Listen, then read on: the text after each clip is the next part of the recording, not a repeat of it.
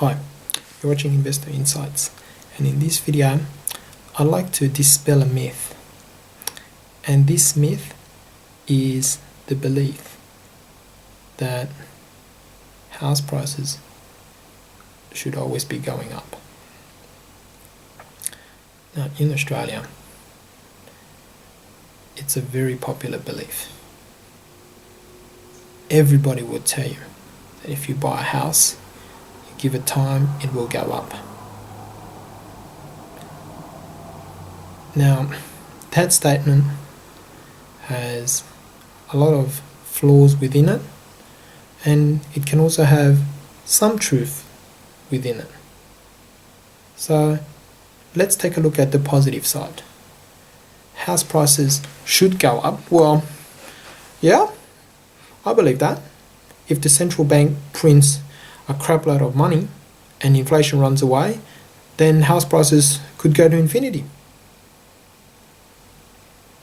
I know this is an extreme view, but I'm just pointing out the fact that people want to say house prices should go up. Yep, that's the only reason why it's going to go up.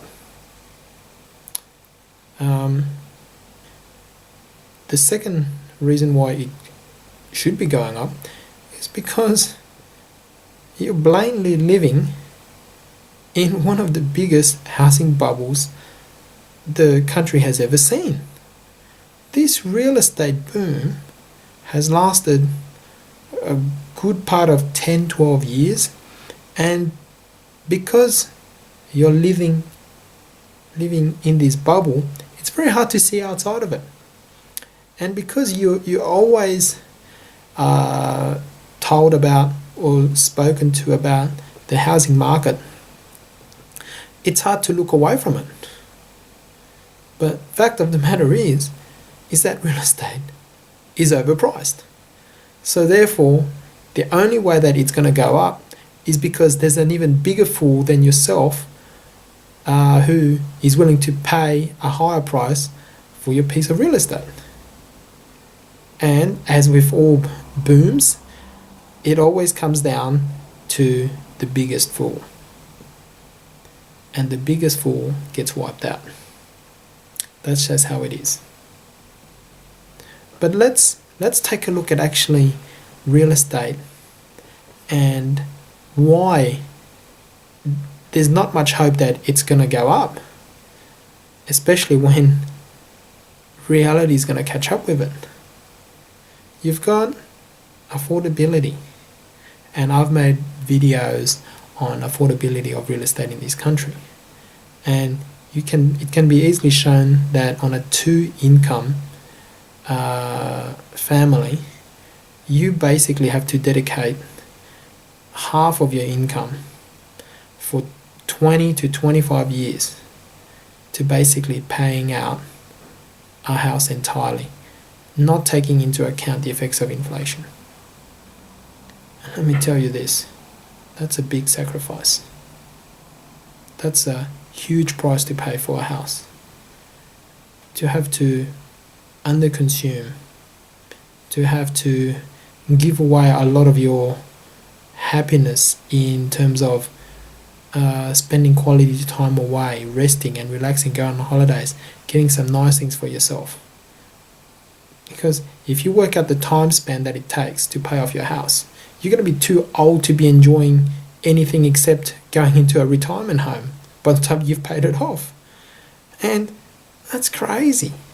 You're better off renting, because rental yields are so low, you're basically making it up on inflation. I mean, it costs you nothing to rent a house in Sydney if you take inflation into the equation.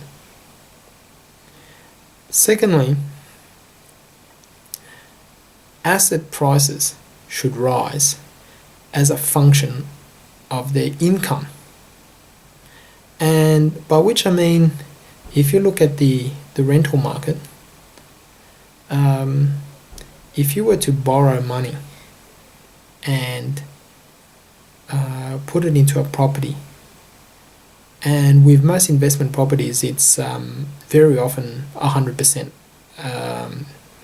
interest only loans. Now, if you have interest at 6 or 7%, but your gross yield on the property in Sydney, for example, is 4.5% or 4.6%, then you're easily losing 2.4%, 2.5%. That's crazy. You take inflation into account, and you're now down 7, maybe 12%. How is that an investment? And secondly, that property is not giving you a return at all. So after your costs. So if you can't positively cash flow an investment, it's clearly telling you it's overpriced. So there's no way that property is going to go up. And again, if it's going to go up, it's because some bigger idiot speculator is willing to pay a higher price with the fanciful expectation that another bigger idiot is going to overpay him more than what he paid for it. And this cycle has to break.